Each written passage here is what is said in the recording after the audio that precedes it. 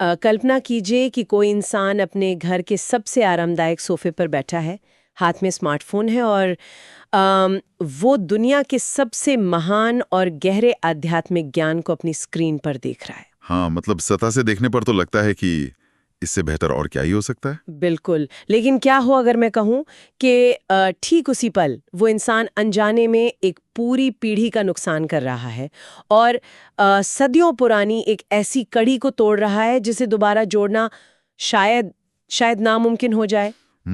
सुनने में थोड़ा अजीब और विरोधाभासी लगता है ना। हाँ, आज की हमारी इस डीप डाइव में हम ठीक इसी उलझन को सुलझाने वाले हैं। हम बात कर रहे हैं कोविड के बाद आए उस न्यू नॉर्मल की, जहां हमने अपनी सुविधा मतलब अपने कंफर्ट जोन को इतना बड़ा बना लिया है कि उसके बाहर की दुनिया हमें गैर जरूरी लगने लगी है। और हमारे पास आज इस चर्चा के लिए जो नोट्स और लेख है ना, जैसे beyond the screen, the communal essence of स्वाध्याय सभा और द रिटर्न टू विजडम, जी, वे हमें एक बहुत ही कड़वी सच्चाई से रूबरू कराते हैं। एकदम सही कहा आपने।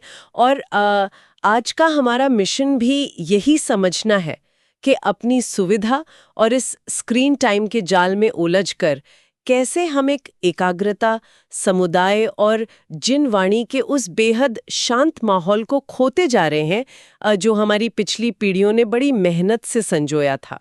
तो आइए इस विषय की परतों को खोलते हैं। इस विषय की गहराई वाकई चौंकाने वाली है, क्योंकि देखिए, जब हम तकनीक और सुविधा की बात करते हैं तो अक्सर हमारा ध्यान सिर्फ इस बात पर होता है कि हमने क्या पाया है। जैसे समय की बचत। बिल्कुल, समय की बचत या दुनिया भर के विद्वानों तक हमारी पहुंच, लेकिन हम उस अदृश्य कीमत को नजरअंदाज कर देते हैं जो हम लगातार चुका रहे हैं। हाँ, महामारी ने हमें घर के अंदर रहना सिखाया, जो उस वक्त की जरूरत भी थी। जरूरत ही, हाँ, लेकिन अब घर से बाहर निकलना, खासकर आध्यात्मिक या सामुदायिक कार्यों के लिए, एक अनिवार्यता की जगह महज एक विकल्प बन गया है। मतलब हम खुद को ये कहकर तसल्ली दे देते हैं कि ज्ञान तो ज्ञान है, चाहे वो मंदिर या हॉल में बैठकर मिले या फिर यूट्यूब पर। हाँ। और यहीं से पूरी जो मनोवैज्ञानिक और सामाजिक संरचना है ना, वो दरकने लगती है। जो चीज एक सामुदायिक अनुभव हुआ करती थी, वो अब एक व्यक्तिगत उपभोग की वस्तु बन गई है। ये शब्द उपभोग की वस्तु, ये मुझे बहुत खटक रहा है। अगर हम आज के ऑनलाइन सीखने के तरीके को देखें तो ये मुझे घर में अकेले जिम करने जैसा लगता है। अच्छा, वो कैसे? मतलब आपने घर पर एक ट्रेडमिल लगा ली, कुछ डंबल रख लिए और आप अपनी सुविधा के अनुसार अपने मनपसंद गानों के साथ पसीना बहा रहे हैं। हाँ, ये तो आज के समय में बहुत आम है ना? आपकी फिटनेस तो शायद बन जाए, लेकिन आप उस ऊर्जा को मिस कर देते हैं जो एक टीम स्पॉट में होती है। ऑफलाइन स्वाध्याय सभा में जाना मेरे हिसाब से एक टीम स्पॉट की तरह है। बहुत ही सटीक तुलना की आपने। वहां एक व्यक्ति की उपस्थिति केवल उसके खुद के ज्ञानावर्धन के लिए नहीं होती, बल्कि उसका वहां होना पूरे कमरे के माहौल को, दूसरों के अनुभव को बेहतर बनाता है। बिल्कुल। लेकिन अब जब हम केवल अपनी स्क्रीन से चिपक गए हैं तो क्या हम ज्ञान प्राप्ति के इस पूरे सफर को एक बेहद स्वार्थी दृष्टिकोण से नहीं देख रहे हैं? मैं बस यही सोच रही थी। हाँ, ये टीम स्पोर्ट वाली तुलना से ही हम उस स्वार्थी दृष्टिकोण की जड़ तक पहुंच सकते हैं। जी। ऑनलाइन प्लेटफॉर्म्स की संरचना को समझिए। वे हमें अभूतपूर्व आजादी देते हैं। जी। कोई वीडियो पसंद नहीं आया तो स्किप कर लीजिए। कोई बात पहले से पता है तो फास्ट फॉरवर्ड कर दीजिए। हाँ, या फिर 1.5x स्पीड पर सुन लीजिए। एकदम सही। हम केवल वही चुनते हैं जो हमें नया लगता है या जो हमारा मनोरंजन करता है। जब सीखने की प्रक्रिया में ये कंट्रोल हमारे हाथ में आ जाता है ना, तो हमारा पूरा नजरिया ही बदल जाता है। मतलब हम सिर्फ खुद पर केंद्रित हो जाते हैं। हाँ, हम इस बात पर केंद्रित हो जाते हैं कि मुझे क्या मिल रहा है या मेरे लिए इसमें क्या नया है। लेकिन अगर हम अपनी पिछली पीढ़ियों के दृष्टिकोण को देखें तो उनका नजरिया बिल्कुल अलग था। उन नोट्स में इस बात का बहुत स्पष्ट जिक्र था कि पिछली पीढ़ियां रोजाना स्थानीय सभाओं में जाती थीं और मुझे हमेशा से ये सवाल परेशान करता था कि क्या उन्हें सच में हर दिल कुछ नया सुनने को मिलता होगा। यही तो बात है। मतलब बुनियादी सिद्धांत तो वही रहते हैं ना। बिल्कुल, सिद्धांत वही थे, शाश्वत और अपरिवर्तनीय। कई बार वे उन्हीं बातों को दसियों बार सुन चुके होते थे, लेकिन उनका उन सभाओं में जाना केवल नई सूचनाएं एकत्र करने की कोई होड़ नहीं थी। अच्छा, तो फिर मुख्य कारण क्या था? वे वहां जाकर समाज में, अपनी कम्युनिटी में अपना समय निवेश कर रहे थे। उनका उस सरल और शांतिपूर्ण स्थान पर एक साथ बैठना एक तरह का स्टेटमेंट था। स्टेटमेंट मतलब वो इस बात का प्रतीक था कि वे अपने सामूहिक मूल्यों को जिंदा रख रहे हैं। हाँ, जब दर्जनों लोग एक साथ बैठकर किसी गंभीर विषय पर चिंतन करते हैं तो वो केवल डेटा ट्रांसफर नहीं होता। हाँ। वो आने वाली पीढ़ियों के लिए एक जीवित धरोहर बनाने की प्रक्रिया होती है। अगर मैं इसे सही से समझ पा रही हूँ तो इसका मतलब है कि सिर्फ भौतिक रूप से वहां उपस्थित होना, अपना शरीर लेकर उस कमरे में मौजूद होना ही अपने आप में एक बहुत बड़ा योगदान था। बिल्कुल था। ये बात सच में सोचने पर मजबूर करती है, क्योंकि आज हम खुद को बहुत आधुनिक मानते हैं।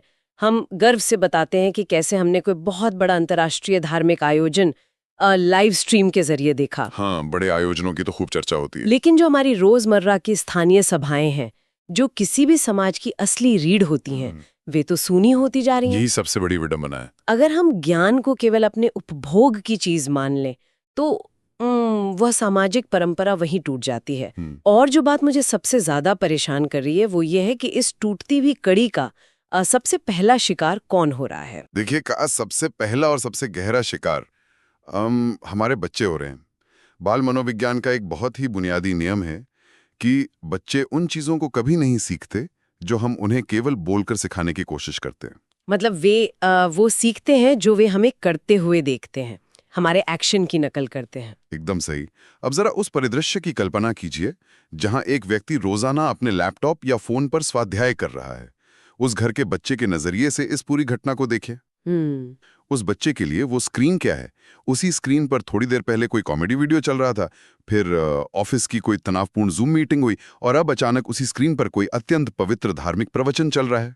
अरे हाँ, बच्चे के दिमाग में उस जिनवाणी या उस आध्यात्मिक ज्ञान के लिए कोई अलग विशेष स्थान बन ही नहीं पाता। बिल्कुल नहीं बन पाता। क्योंकि माध्यम एक ही है।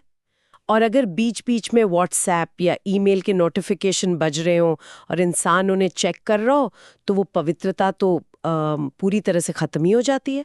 ठीक यही बात उन नोट्स में बहुत गहराई से समझाई गई है। इस तरह के माहौल में वो सामूहिक सम्मान कभी पैदा ही नहीं हो सकता।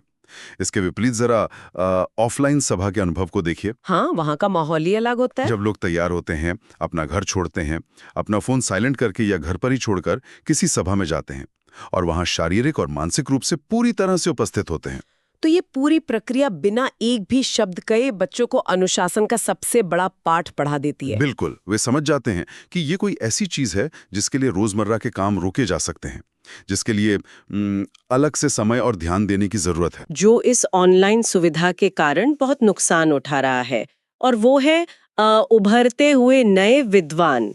हाँ, ये एक बहुत ही महत्वपूर्ण बिंदु है। अब यहाँ मैं थोड़ा असहमत होना चाहूंगी, या कम से कम उस तर्क को चुनौती देना चाहूंगी। अच्छा, बताइए। आज के डिजिटल युग में तो रीच यानी पहुंच ही सब कुछ है ना।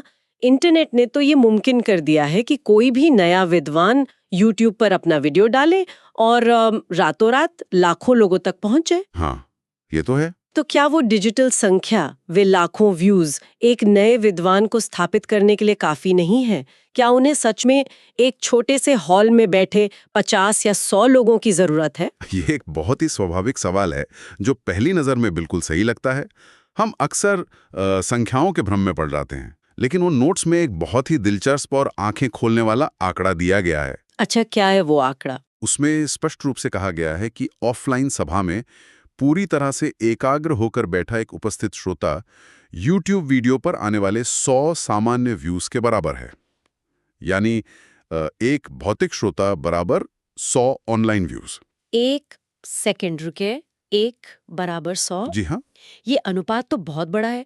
सुनने में ये किसी अतिशोक्ति जैसा लगता है। मतलब ऐसा कैसे हो सकता है? क्या हजारों लाइक्स और कमेंट्स उस वक्ता को वो आत्मविश्वास नहीं दे सकते जो एक कमरे में बैठे कुछ लोग देते हैं? इसके पीछे का मनोविज्ञान क्या है? इसके पीछे का मनोविज्ञान पूरी तरह से मानवीय ऊर्जा और विशुद्धि यानी विचारों की पवित्रता और एकाग्रता पर आधारित है। देखिए, जब कोई नया विद्वान किसी बेहद गहरे दार्शनिक विषय पर बात कर रहा होता है तो वो केवल हवा में शब्द नहीं फेंक रहा होता। उसे अपने सामने बैठे श्रोताओं की आंखों में वो समझ, वो ठहराव देखना होता है। जब एक श्रोता पूरी एकाग्रता के साथ बिना किसी डिजिटल भटकाव के सामने बैठकर सुनता है तो कमरे में एक भारी सन्नाटा और एक ऊर्जा पैदा होती है। हाँ, वो एक लाइव कनेक्शन होता है। बिल्कुल। वक्ता श्रोताओं के चेहरे के भाव बढ़ता है। अगर श्रोता के चेहरे पर थोड़ी भी उलझन है तो वक्ता तुरंत अपने विषय को और गहराई से किसी नए उदाहरण के साथ समझाता है। अच्छा, तो ये एक टू वे स्ट्रीट है। श्रोता की एकाग्रता वक्ता को और बेहतर प्रदर्शन करने के लिए प्रेरित करती है। एकदम सही पकड़ा आपने। एक कैमरा लेंस बहुत ठंडा और निर्जीव होता है। वो वक्ता को चुनौती नहीं देता। ऑनलाइन देखते समय आप वक्ता को रोक नहीं सकते, आप बस स्क्रीन बंद कर सकते हैं। हाँ, हम बस वीडियो पॉज कर देते हैं या बंद कर देते हैं। लेकिन एक सभा में श्रोताओं की वो सामूहिक विशुद्धि वक्ता के लिए एक जवाबदेही तय करती है। वो एकाग्रता वक्ता को अपने ज्ञान के सबसे गहरे स्तर तक जाने के लिए मजबूर करती है। सुनते हैं तो हम अनजाने में इन नए उभरते हुए विद्वानों को उस मानसिक और आध्यात्मिक समर्थन से अवंचित कर देते हैं जो उन्हें एक महान वक्ता बनने के लिए सबसे ज्यादा चाहिए होता है। हम उनकी वो लाइफ प्रैक्टिस छीन लेते हैं। ये नज़रिया तो मैंने कभी सोचा ही नहीं था। हम हमेशा सोचते हैं कि हम ज्ञान ले रहे हैं, लेकिन हम भूल जाते हैं कि हमारी मौजूदगी भी ज्ञान देने वाले को कुछ दे रही होती है। बिल्कुल, ये एक पारस्परिक प्रक्रिया है। ये चर्चा सच में बहुत ही गंभीर होती जा रही है। हमने स्वार्थ की बात की, बच्चों में अनुशासन की कमी की बात की, नए विद्वानों के संघर्ष को समझा। ऐसा लग रहा है जैसे हमने खुद ही अपने हाथों से अपने समुदाय के सबसे खूबसूरत हिस्से को ख़त्म कर दिया है। स्थिति थोड़ी निराशाजनक तो लगती है। लेकिन उन नोट्स में एक कहानी है जो इतनी निराशा के बीच एक बहुत ही शक्तिशाली उम्मीद की किरण जगाती है। और सबसे हैरानी की बात यह है कि बदलाव की ये शुरुआत किसी बहुत बड़े आंदोलन या किसी महान ज्ञानी के जरिए नहीं हुई, बल्कि एक छोटे से बच्चे के साधारण से सवाल से हुई। मैं जब इसे पढ़ रही थी तो मुझे बहुत आश्चर्य हुआ। हाँ, द रिटर्न टू विजडम वाले लेख में उस शांत पड़ोस की जो घटना बताई गई है ना, वो इस पूरे परिदृश्य का एक बहुत ही सटीक उदाहरण है। ये एक ऐसा पड़ोस था जहाँ अतीत में रोजाना स्वाध्याय सभाएं हुआ करती थी, एक बहुत ही जीवंत माहौल हुआ करता था जी। लेकिन धीरे धीरे बिल्कुल वैसे ही जैसे आज हर जगह हो रहा है, स्क्रीन्स की लत और हम बहुत व्यस्त हैं वाले बहानों ने उन सभाओं की जगह ले ली। लोगों ने जाना बंद कर दिया। हाँ, बस अपनी दिनचर्या में खो गए। और सबसे बड़ा नुकसान ये हुआ कि उन्होंने चिंतन करने का, गहराई से विचार करने का वो अनमोल सामूहिक मौका खो दिया। और फिर उस कहानी में दो बच्चा आता है, एक ऐसा बच्चा जिसने उस जीवन माहौल को कभी अपनी आंखों से नहीं देखा था। उसने बस अपने बड़ों से उन सभाओं की कहानियां सुनी थी कि कैसे सब लोग इकट्ठा होते थे, चर्चाएं होती थीं। बिल्कुल। और अपनी उसी मासूमियत में वो एक बहुत ही सीधा सा सवाल पूछता है कि हम अब वहां क्यों नहीं जाते? और वो एक सीधा सा सवाल उस पूरे समुदाय के लिए एक झटके जैसा था। उस सवाल ने वयस्कों द्वारा बनाए गए उन तमाम तर्कों और बहानों की पोल खोल दी कि हमारे पास समय नहीं है या ऑनलाइन सब कुछ मिल तो रहा है। हाँ, बच्चों के सवाल अक्सर सबसे ज्यादा तीखे होते हैं, है ना?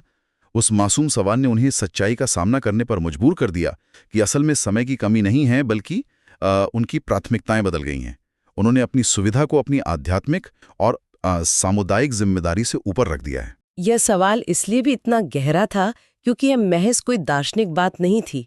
यह एक आईना था। आप कह रहे हैं कि ये ज्ञान महत्वपूर्ण है, लेकिन आपके काम वो नहीं दिखा रहे।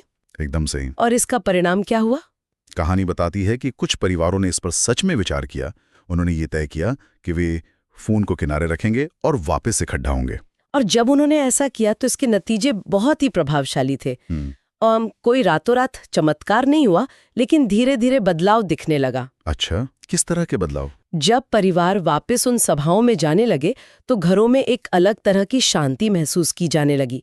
बच्चों में वो अनुशासन वापस आने लगा जिसकी हमने पहले चर्चा की थी, बिना डांटे, बिना कुछ कहे। अरे वाह। बड़ों को अपने विचारों में एक स्पष्टता महसूस हुई, क्योंकि देखिए, जब आप 40 मिनट बिना किसी स्क्रीन या नोटिफिकेशन के बैठते हैं तो आपका दिमाग सच में चिंतन की अवस्था में पहुंच पाता है। यह कहानी दर्शाती है कि समाधान हमारी सोच से कहीं अधिक सरल है।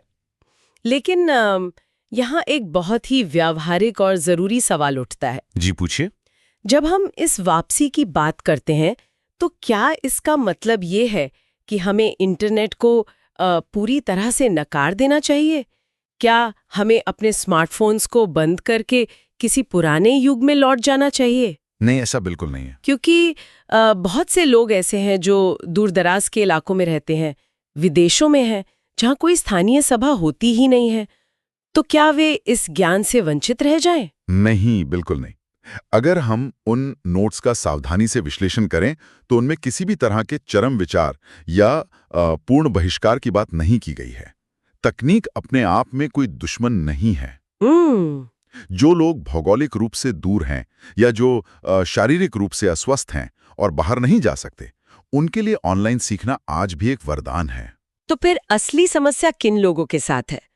मैं ये समझना चाहती हूँ। असली समस्या उन लोगों के साथ है जिनके घर के पास स्थानीय सभा की पूरी सुविधा मौजूद है, जिनके पास शारीरिक क्षमता भी है, लेकिन फिर भी वे महज अपने आलस, अपनी सुविधा या अपनी स्क्रीन की लत के कारण वहां नहीं जाते। हाँ, जो जा सकते हैं पर जाना नहीं चाहते। बिल्कुल।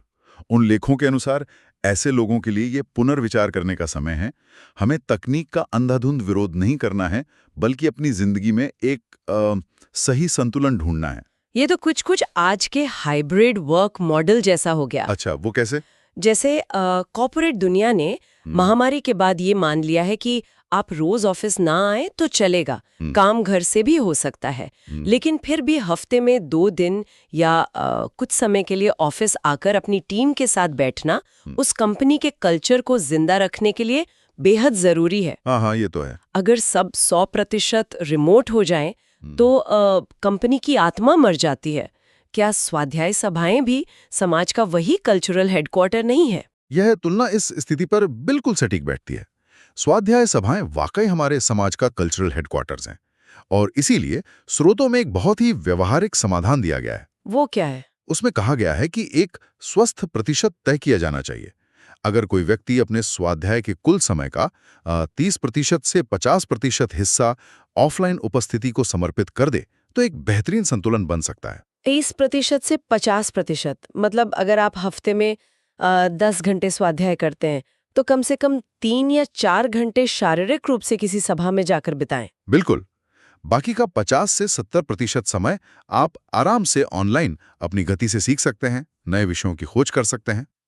ये काफी संतुलित लगता है। यह हाइब्रिड दृष्टिकोण बहुत ही तार्किक है।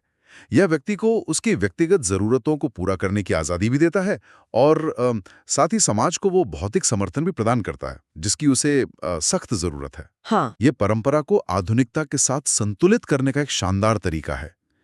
ये नई तकनीक को खारिज करना नहीं है, बल्कि अपनी जड़ों की ओर एक बहुत ही सचेत और विचारशील वापसी है। ये एक ऐसा लक्ष्य है जो बिल्कुल भी बोझिल नहीं लगता। 30% से 50% का नियम अपनाना किसी पहाड़ पर चढ़ने जैसा नहीं है। ये बस एक स्वस्थ आदत विकसित करने जैसा है। बिल्कुल सही कहा आपने। चलिए अब इस पूरी गहरी चर्चा को एक जगह समेटते हैं। आज हमने देखा कि कैसे स्क्रीन टाइम और हर चीज को अपनी शर्तों पर पाने की लत ने हमारे चिंतन और हमारी एकाग्रता को कमजोर कर दिया है।